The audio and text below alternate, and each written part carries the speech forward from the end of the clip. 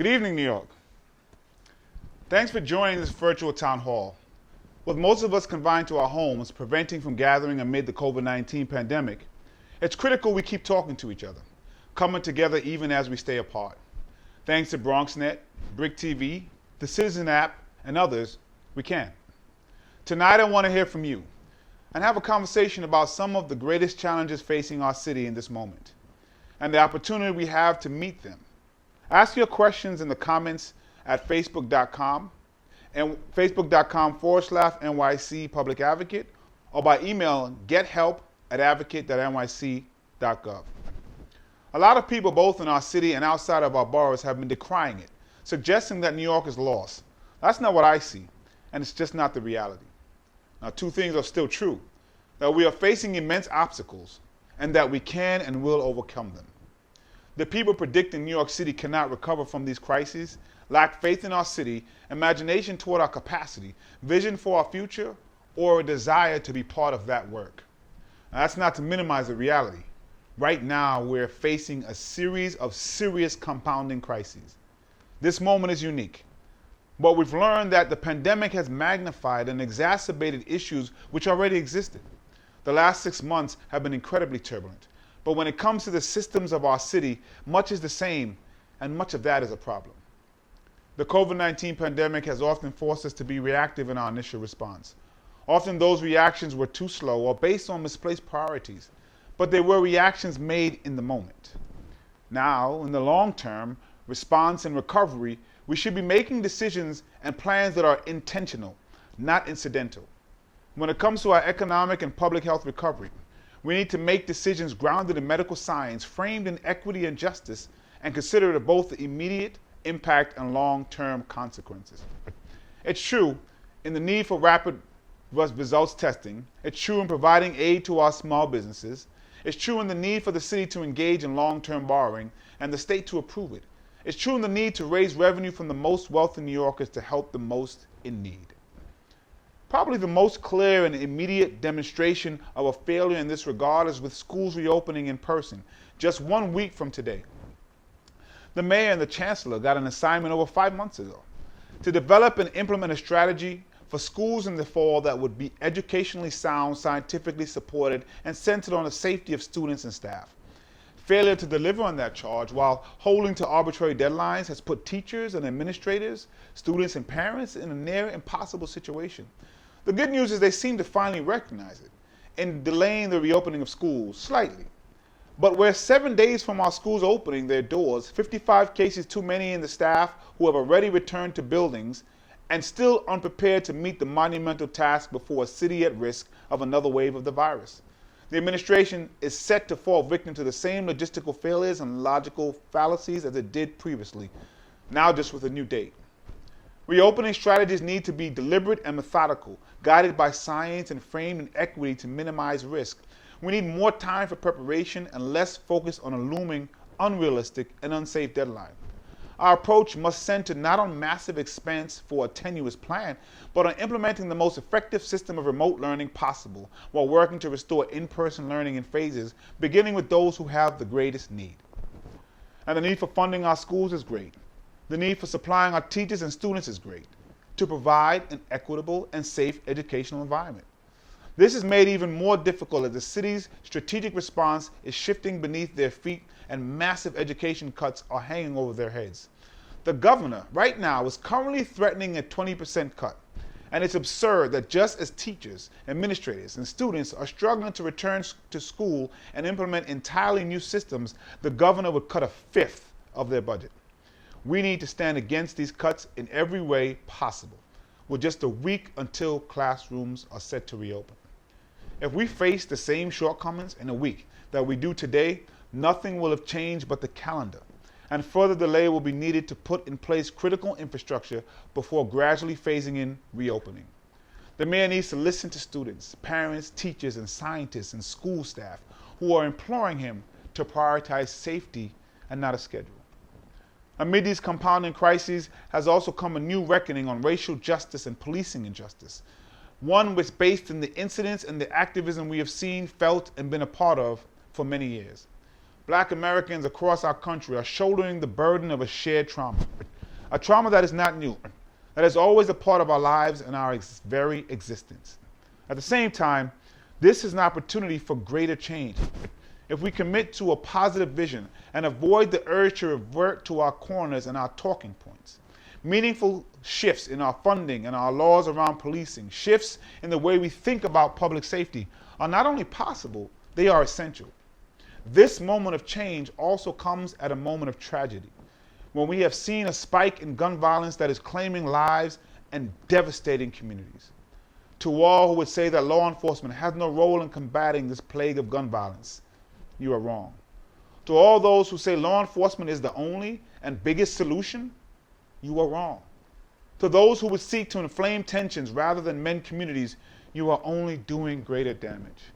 The COVID-19 pandemic and the plague of gun violence are both public health crises, and each needs to be met with a public health response addressing both the supply of guns and demand or penchant for violence in communities. The casualties from COVID-19 began to spike when hospitals were overcrowded and under-resourced, when a peak was reached and it was difficult to meet the demands of the immediate wave while addressing underlying issues to stem the tide. The same principle applies to gun violence.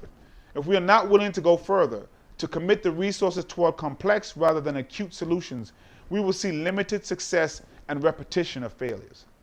This moment of outcry and outrage was spurred by policing injustices, but it's not confined to it. The inequities we see extend to housing, to education, to healthcare.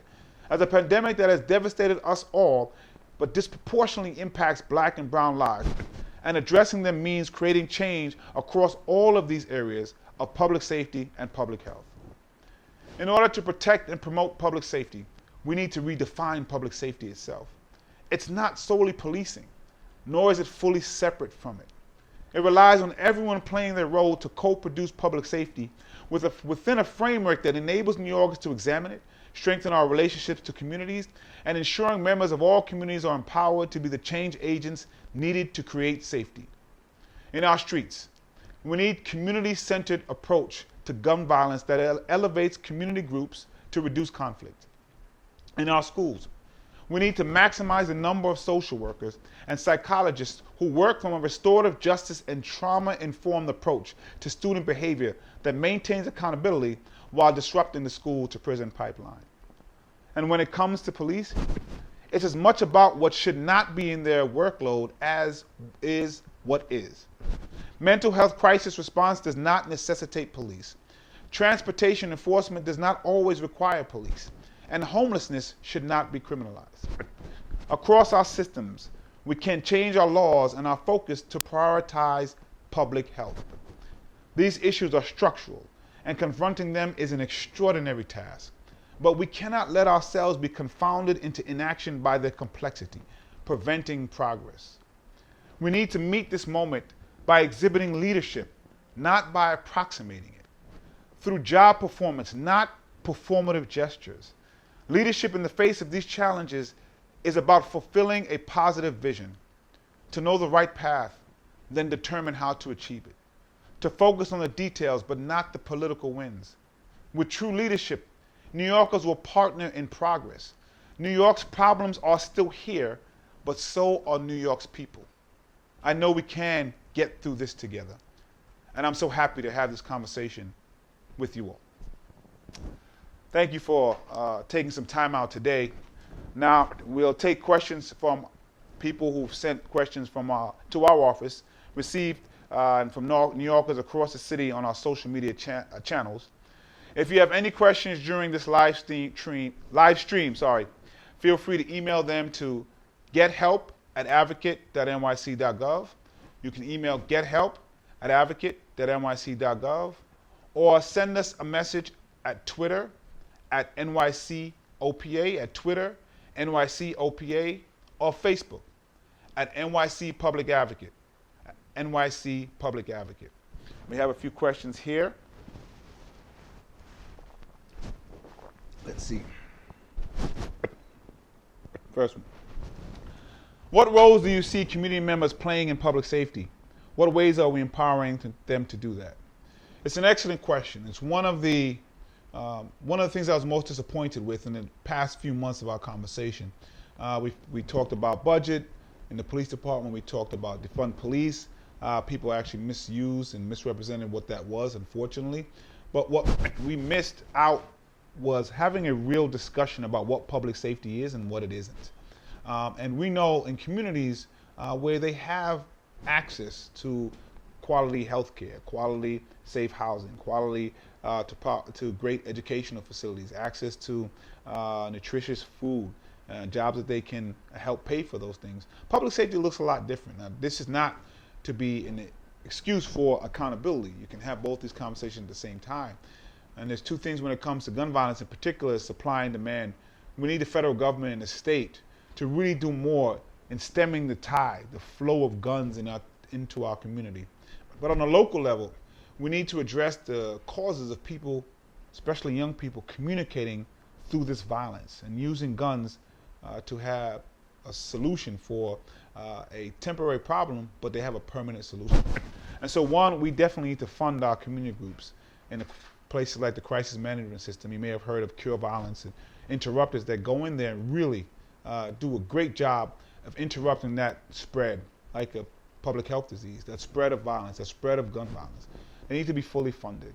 We need to restore things like summer youth jobs. The biggest way to cut violent crime arrests in half is a summer youth job.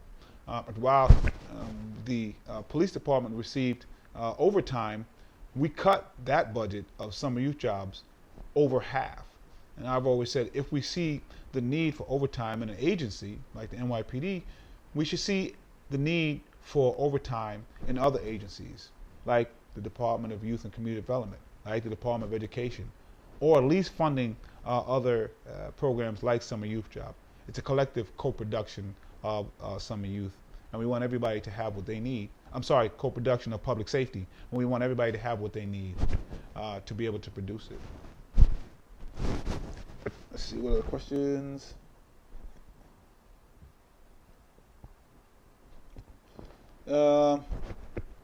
What steps must be taken by you everyday New Yorkers and neighbors to achieve this definition of public safety? We have to encourage our leaders to have this conversation. Very often, and understandably, people are afraid. And when these things are happening, they are afraid, especially with the advent of social media. Anytime something happens, it's just spread across over and over and over again. And so while we have a spike, this notion that somehow we're back to the worst of the 90s or even the 70s just isn't true. We don't want to go back at all, but we want to be clear where we are. We made some gains that were awesome pre-pandemic. We were at the lowest we'd ever been, and it was almost like people thought it was unsustainable. And now we have the pandemic, and we've seen a spike, and we have to get a grip on it. But we don't want to do it in a way that it's not honest. So we want to make sure that people are embracing this reimagining of public safety and inviting and indeed encouraging their elected officials and leaders to have this conversation so that we can be truly safe in the realest sense of the word. How will your new public safety platforms help reduce safety concerns? We're going to be putting out later this evening and especially tomorrow a platform of which we are going to show how we can reimagine public safety, how we can co-produce public safety. And in that is a recognition, of course, that NYPD has a role to play, particularly around acute responses to criminal issues. But what we want to do is in the areas where that is not needed, we have a way to provide accountability, provide assistance that doesn't necessarily mean policing. And so whether it's gun violence and the community groups that are doing an awesome job, whether it's saying that when it comes to a mental health crisis, you don't have to have an immediate response from the police department. When it comes to things like transportation or traffic enforcement, it doesn't have to be a police officer that shows up to an accident scene. When it comes to housing and homelessness, we're not criminalizing someone just for being homeless. We're trying to provide the support or the housing that's needed. So we have a 10-point platform that we're going to be putting out. And as the weeks go by, we're going to expound on each one with a full plan. And we're hoping that the city will engage in this conversation. What's been missing is for someone to really guide this conversation in a real way and in a way that makes people feel safe and allows them to participate in the co-production of public safety. And as a reminder, if you have any questions, you can continue to send us a message at Twitter at NYCOPA, at Twitter NYCOPA, or on Facebook at NYC Public Advocate, or email gethelp@advocate.nyc.gov. Question: can you override the mayor and have schools start remotely? I wish. Unfortunately, I cannot. This is a decision that the mayor makes solely. I will say I have long pushed for us to do away with mayoral control. It is, I think, a disastrous system. We don't need to give it back to the state, but we need to make sure that more people are able to have input on what's taught in the classroom and in something like this. Right now, it's just the mayor, and that just doesn't work. It didn't work under Bloomberg. It doesn't work under this mayor. And so I believe the city council should also be more involved in those decision making, because right now we'd have a lot more leverage. And so sadly, we can't override, but hopefully sooner than later we can have municipal control, which takes away the centralized power of the mayor. What steps do you suggest the city take in terms of making sure that schools can reopen safely? In the case that schools go back to remote learning, what steps do you suggest the city take in terms of making sure that economically disadvantaged students have an equal opportunity at educational materials? So there's a few things going on now, which is just amazingly frustrating. We are spending money that we actually don't have. The mayor right now is threatening to fire or lay off 22,000 municipal workers. We don't have the funding we need. The little bit that we have, we're using it to reopen schools and taking a risk that we don't have to. So, frankly, maybe the plan works that the mayor's put out, but why is it worth the risk, and why is it worth the money? Especially when we may have to shut down if there's a spike or the governor goes through with his cuts. The chaos that will put forth is just unacceptable. And so we're saying, we put out a plan. You're welcome to go to advocate.nyc.gov. You can look at our white paper. We put out a plan that focused on people who need it the most, like the community groups you spoke about. We have to work on making sure that they get in person first, so that we can slowly open up the phasing in. We also want to make sure that money is put into the remote learning, because even with the reopening, it's a blended learning, and we still have remote, and we haven't solved all of the problems with the remote. There was an article yesterday that over 100,000 people who are spending time in our homeless shelters still are having the same issues that were before. So we should have put the funding to make sure we have the best remote learning possible, and increase the infrastructure that's there. We need, while people are there, if they're going to be there, we have to have rapid testing, and we have to have the ability to shut down very quickly. We have to fix the ventilation problems. But the real answer is not to rush this opening. It seems like there's just some kind of point to prove that New York City can do this, and less about what's really the best way to do this. And it's actually very, very tough to watch. Let's see what else we have here.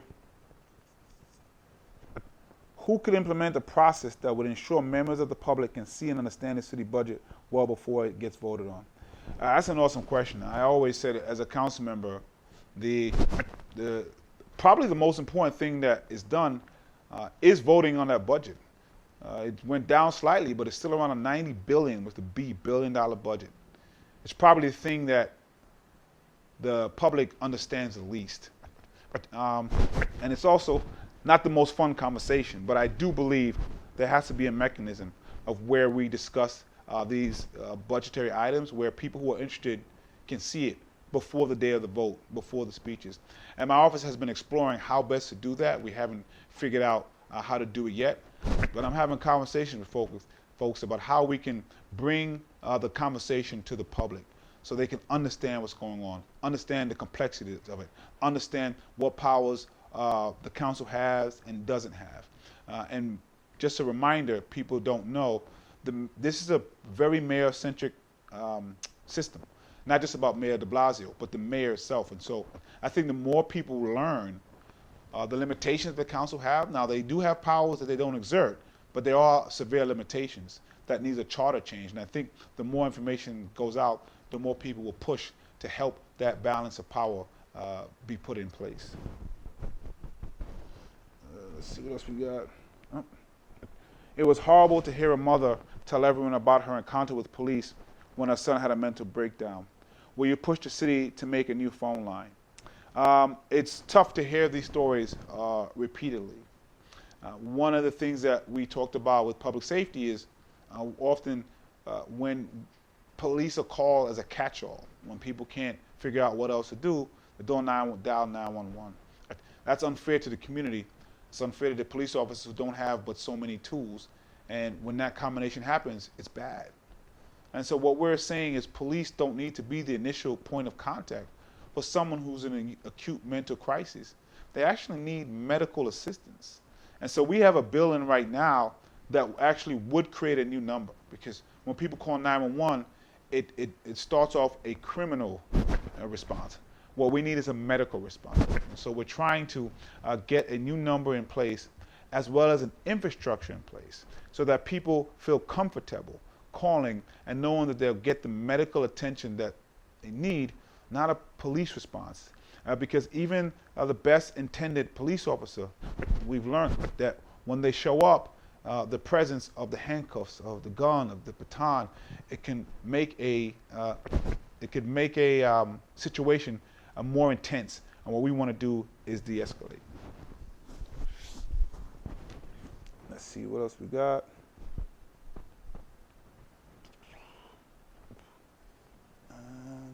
What do I do if I don't feel comfortable sending my child back to school right now? My stepdaughter, for the past few months, has been eagerly awaiting going to 7th grade. And sadly, we had to make the decision that that's not going to happen. So I am recommending that no one send their child to these schools come September 1st, unless there are so many more questions that can be answered. And I don't believe they will be able to answer them in 7 days. I don't believe they'll be able to contain an outbreak if it comes. I just don't have full confidence. And I will say, I hope, if it does reopen, that I've never been more wrong in anything in my life. I want to be fully wrong. And if I'm wrong, I have egg on my face. But if the mayor opens and it's wrong, it's so much more dangerous than that. And that's why we're pushing that we don't need to take this risk. So we're recommending that all parents request remote learning so that we can get the mechanisms in place. By the way, our plan does allow for people who have to go to work, and we want to expand the rec centers, the regional enrichment centers, that have been around throughout the whole summer and worked really well and never went to capacity. So people who had to go to work can drop their child off so they can also remote learn, but remote learn in a safe space. It also provided an opportunity for people who need in-person learning the most, like IEPs, can get that attention in a space that is safe. Next question, my child's my child has, my child's an IEP. Should I take busing off of his IEP? I don't think you should. We want to make sure that, and as a matter of fact, people who have IEPs and other people who need the assistance, they're the ones we should be focusing on the most. And in our plan, again, the rec centers would have provided that. So we want to push for the mayor to make sure that we don't open on the 21st, build infrastructure for remote learning, expand the rec centers so people with IEPs can get the assistance they need, and put the infrastructure in so that people are tested on a regular basis. There's so many things that can go wrong here. We have parents who have students in different schools that one may test positive, one may not. They all may go to separate schools at the same time. And I also want to remind people that this is not just in schools.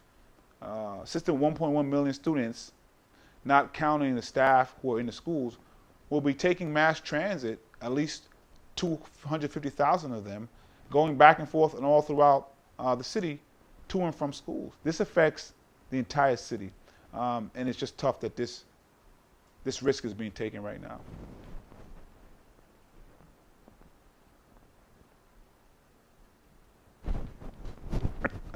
we can get a couple more questions in. Let's see. I think we can get a couple more questions. Remember, if you have any questions, you can send us an email, Twitter at NYCPA, or Facebook at NYC Public Advocate, or email gethelp@advocate.nyc.gov. Let's see. Will students and staff be able to recognize the schools that they're returned to? What will the school look like? I'm not sure. We did hear people say that there will be some deep cleaning. Unfortunately, from what we've seen, that hasn't happened in many places. Some teachers anecdotally have said they left things in certain areas to see if there was a deep clean, and they came back and it wasn't. One of the most jarring things was the testing they were doing for ventilation, when we saw them with sticks and toilet paper holding up to vents, seeing if the ventilation was okay. It was a little jarring because we thought there'd be a little bit more to it than that. But I think the main point is we really should be pushing back on this reopening right now. Let's see. I am going to pause for a second. I'm not clear. How many more minutes do we have? 2 more minutes. So we'll try to see if we can get, is that good for one more question? 2 more questions? One more? 2 more. All right, let's do it. So you can get your last minute questions in if you send them gethelp@advocate.nyc.gov, gethelp@advocate.nyc.gov, or on Twitter at NYCOPA, or at NYC Public Advocate. Let's see which one we want to go to here.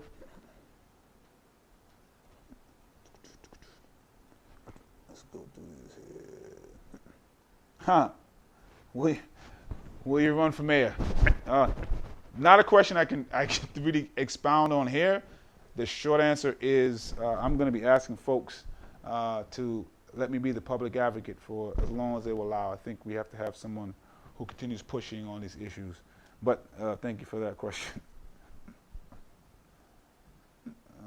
Let's see.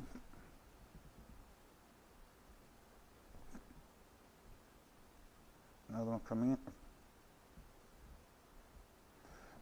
Is public safety a city or state government issue? It's everybody's issue. And there's different roles that folks can play. On the federal government and the state government, the supply of guns or the supply part of the gun violence is in their wheelhouse, particularly in the federal government. And it's amazing to me, a lot of the folks who are saying and decrying the gun violence and who think the only answer is police, a lot of them are supporting someone in the federal government whose answer is actually more guns, which makes absolutely no sense. But they can deal with the stem of gun violence in a very real way. It doesn't take away the Second Amendment, but takes away, and I just want to remind folks, every illegal gun was legal at some point. So we try to pretend that somehow this is an illegal gun question. It isn't. Access to too many guns in this country, unlike anywhere else. On the supply side, we can do a lot more locally, municipally, in funding programs and addressing public health more holistically than we are doing, and some of the state as well. As a matter of fact, the state doesn't give almost zero money to the gun violence issue, there's gun violence groups that are working on the ground here, and we have to get that to stop. So we're coming to a close here, and I want to thank everyone for watching and for sharing your questions to participate in this conversation. It's one that I'm very committed to, and one we have to keep having. You can always reach out to my office at gethelp@advocate.nyc.gov, gethelp@advocate.nyc.gov. You can call us at 212-669-7250, 212-669-7250 to continue the dialogue, raise questions. You can go to the website, advocate.nyc.gov. You can also text. The text number is on the website. We can get through this moment, overcome these crises, and do the hard work of just and equitable recovery, but only by banding together, even while we're apart. Thank you for this time. There's a lot more work to do. Peace and blessings, love and light to you all.